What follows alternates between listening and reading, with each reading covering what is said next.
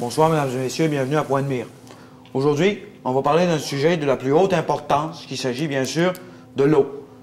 Et ici, je ne parle pas de l'eau salée qui est complètement impropre à l'agriculture et qu'en plus que ça te gorge complètement un scotch.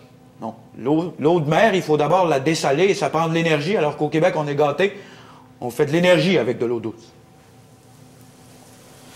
L'eau douce propre à la consommation est donc une ressource de plus en plus raréfiée à cause de deux phénomènes, deux grands courants mondiaux qui sont la montée des océans à cause de la fonte des calottes polaires ici, et bien sûr aussi l'augmentation de la population mondiale qui fait qu'il y a de plus en plus de bouches assoiffées pour de moins en moins d'eau pour la satisfaire. Ce qui fait que l'eau dépassera bientôt le pétrole comme enjeu stratégique international et comme ressource clé pour les puissances mondiales, au premier rang desquelles les États-Unis, ce qui, au Québec, devrait un petit peu nous inquiéter parce qu'on est un peu l'Irak de l'eau douce.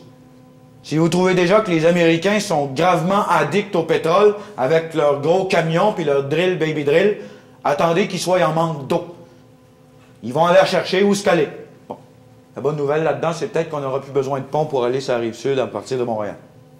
Pour ceux qui trouvent que c'est une tempête dans un verre d'eau, attendez que ce soit le seul verre d'eau qui nous reste. En cette matière, les optimistes voient le verre d'eau à moitié vide, puis les pessimistes voient bien que l'eau qui reste dedans est empoisonnée.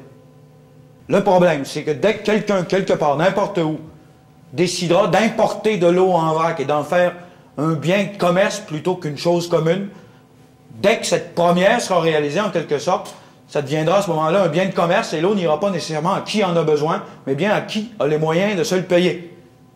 Autrement dit, ça risque de peut-être pas être nous autres. Parce que quand ça coûte de l'argent pour ouvrir le robinet, les pauvres prennent leur bain dans une casserole. C'est donc autour de cette ressource clé pour les Québécois que risquent de se tramer les plus grands conflits mondiaux à venir. Et ça, en tant que Québécois, ça nous interpelle parce qu'on risque de se faire fourrer encore plus que dans n'importe quelle négociation fédérale, provinciale, et je sais de quoi je parle.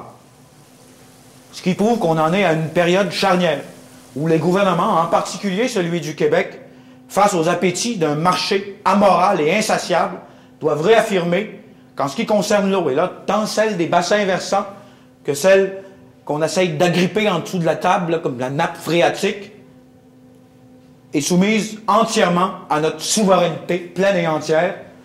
Sinon, si on laisse l'eau devenir un bien de commerce, tout ce que je peux vous dire, c'est à la prochaine soif.